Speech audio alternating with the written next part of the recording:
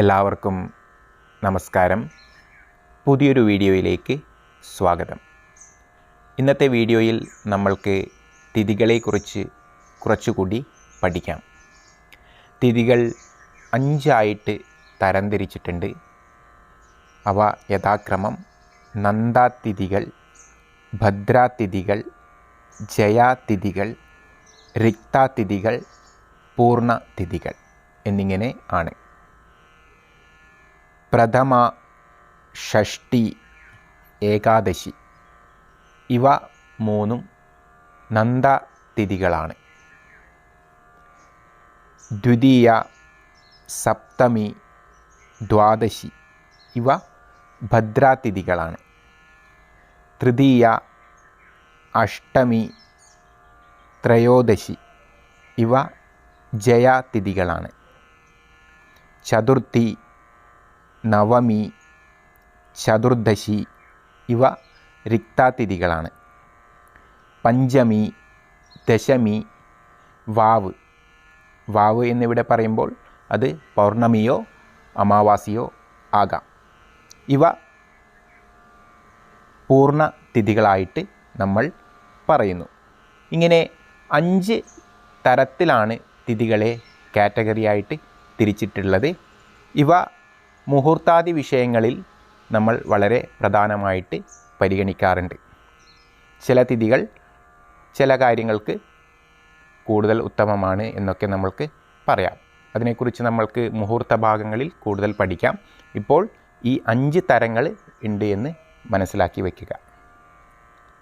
ഇവ കൂടാതെ ഒരു ചെറിയ കാര്യം കൂടി അതിനോടനുബന്ധമായിട്ട് നമ്മൾക്ക് പഠിക്കാനുള്ളത്, തിഥി എന്നത് പഞ്ചഭൂതങ്ങളിൽ ജലതത്വത്തെ പ്രതിനിധാനം ചെയ്യുന്നു എന്ന് നമ്മൾ പഠിച്ചിട്ടുണ്ട്. എന്നിരുന്നാലും ഈ 5 തരത്തിലുള്ള തിഥികളെ വീണ്ടും നമ്മൾക്ക് പഞ്ചഭൂതങ്ങളുമായിട്ട് താരതമ്യപ്പെടുത്താവുന്നതാണ്.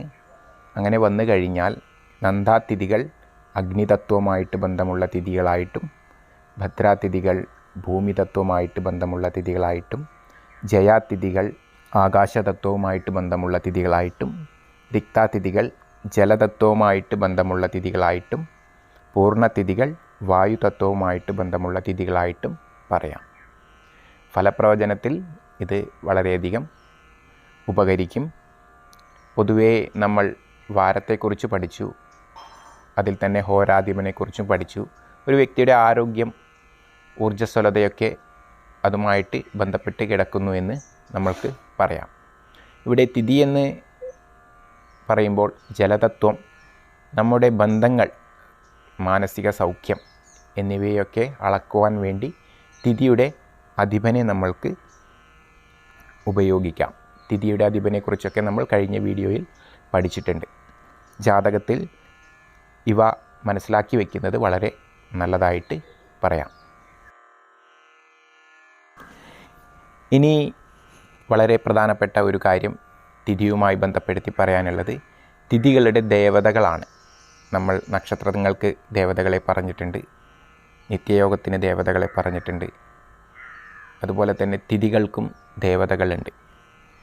അവ ഏതൊക്കെയാണ്, അല്ലെങ്കിൽ ഓരോ തിഥികളിലും ജനിച്ചവർക്ക് ഉത്തമമായിട്ടുള്ള ദേവതകൾ ഏതൊക്കെയാണ് എന്നൊക്കെ നമ്മൾക്ക് പഠിക്കാം. പ്രഥമ തിഥിയുടെ ദേവത അഗ്നിയാണ്. ദ്വിതീയ തിഥിയുടെ ദേവത ബ്രഹ്മാവ് ആണ്.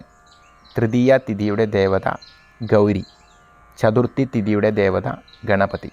പഞ്ചമി തിഥിയുടെ ദേവത നാഗങ്ങൾ.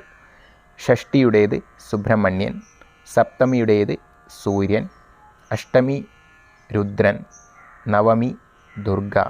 ദശമി യമൻ. ഏകാദശി വിശ്വദേവത. ദ്വാദശി വിഷ്ണു. ത്രയോദശി കാമദേവൻ. ചതുർദശി ശിവൻ. പൗർണമി ചന്ദ്രൻ. അമാവാസി പിതൃക്കൾ. ഇങ്ങനെയാണ് തിഥികളുടെ ദേവതകൾ. ഓരോരോ ദേവതകളെയും ആരാധിക്കുവാൻ അവയ്ക്ക് പറഞ്ഞിരിക്കുന്ന തിഥികൾ വളരെ ഉത്തമമാണ് എന്ന് പറയാറുണ്ട്. അതായത് നാഗങ്ങളെ ആരാധിക്കുന്ന കാര്യങ്ങൾ, അല്ലെങ്കിൽ നാഗങ്ങളുമായി ബന്ധപ്പെട്ട കാര്യങ്ങൾ ചെയ്യുന്നതിന് പഞ്ചമി തിഥി, സുബ്രഹ്മണ്യനുമായി ബന്ധപ്പെട്ട കാര്യങ്ങൾ ചെയ്യുന്നതിന് ഷഷ്ടി തിഥി ഒക്കെ ഉപയോഗിക്കുന്നത് വളരെ പ്രീതികരമാണ് എന്ന് ആചാര്യന്മാർ പറയുന്നു. ഇത്രയുമാണ് നമ്മൾക്ക് തിഥികളുടെ ദേവതകളെക്കുറിച്ച് പറയാനുള്ളത്. ഇന്ന് ചെറിയൊരു വീഡിയോയാണ്, കുറച്ച് കാര്യങ്ങളെ പറഞ്ഞിട്ടുള്ളൂ. എല്ലാവരും നന്നായിട്ട് ഹൃദിസ്ഥമാക്കി വയ്ക്കുക. അടുത്ത വീഡിയോയിൽ നമ്മൾക്ക് പഞ്ചാംഗങ്ങളിലെ അവസാനത്തെ അംഗമായിട്ടുള്ള കരണത്തെക്കുറിച്ച് പഠിക്കാം. അതുവരെ ഏവർക്കും നന്ദി, നമസ്കാരം.